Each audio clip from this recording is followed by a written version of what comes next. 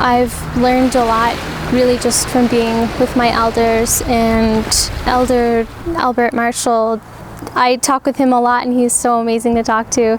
And he said that nature is a reflection of us. So if it's healthy and it's thriving and it's productive, then so are we. Since 1993, Nova Scotia has formally recognized October as Mi'kmaq History Month. In search of East Coast shoreline cleanups and restoration projects, filmmaker Karli Zschogner stopped in Eskasoni First Nation on Brador Lake to learn more about Mi'kmaq leaders and perspectives towards conservation.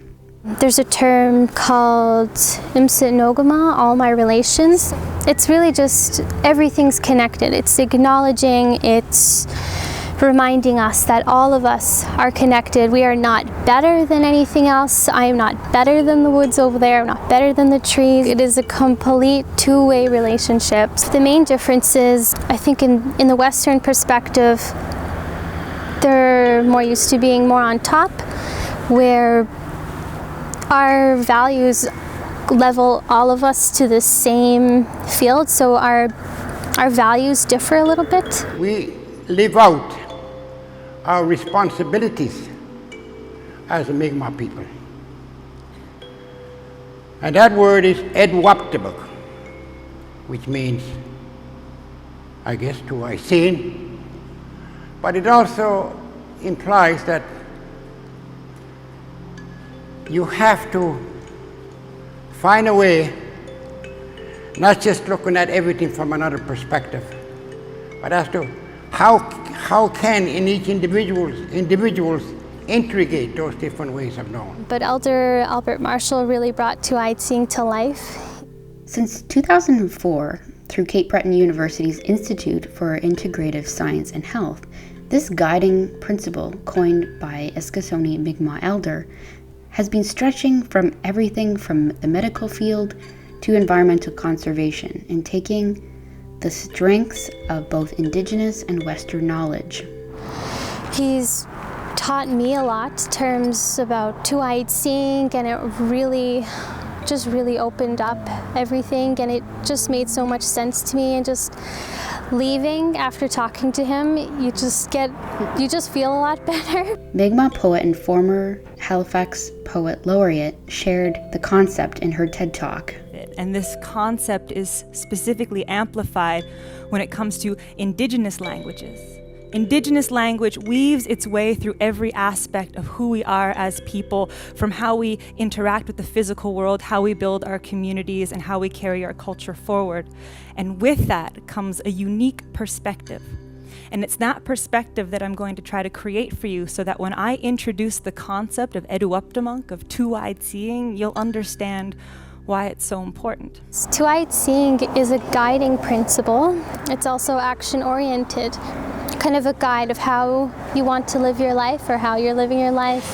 You take the two positives of the two perspectives, so you take the Western and you take the Indigenous perspective, and you use the positives to both, and you go forward that way, and you do what you can, and you integrate and you weave between them, and you'll just have a much more enriched perspective. We can't just abandon one perspective over the other. Like, we have to collaborate. It's a different world, and there's so much good to both perspectives, and the best way to utilize it is to put them together.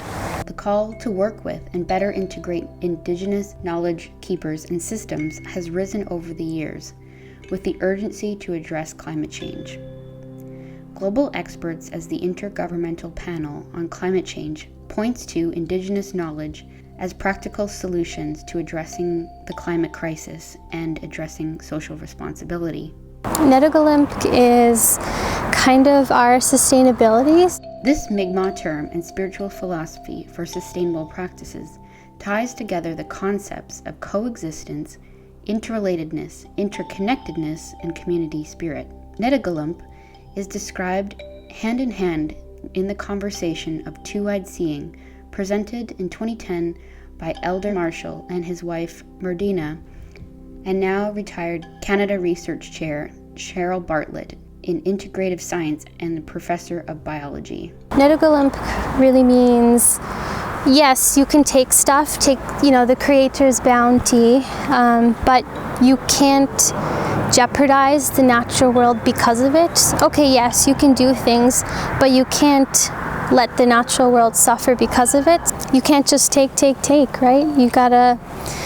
You have to make sure that you hold your actions accountable, that you respect the earth, that you respect the animals. Unama'ki, being the Mi'kmaq word for Cape Breton Island, it's something that the Unama'ki Institute for Natural Resources centers upon itself.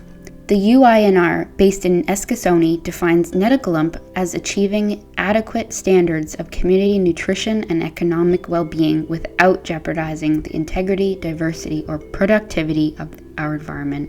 In more Western, perspective, you could write stuff down and be like, hey, we're going to do this for all of that, or we're going to implement this for that stream and that one.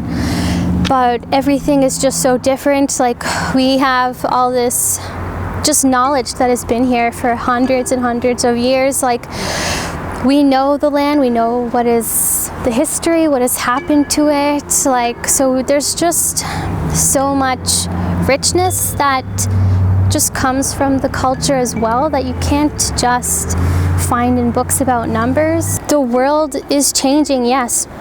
And so we need to change as well, so don't settle for less. We have to adapt, we have to do what we can. We know better, so demand better things.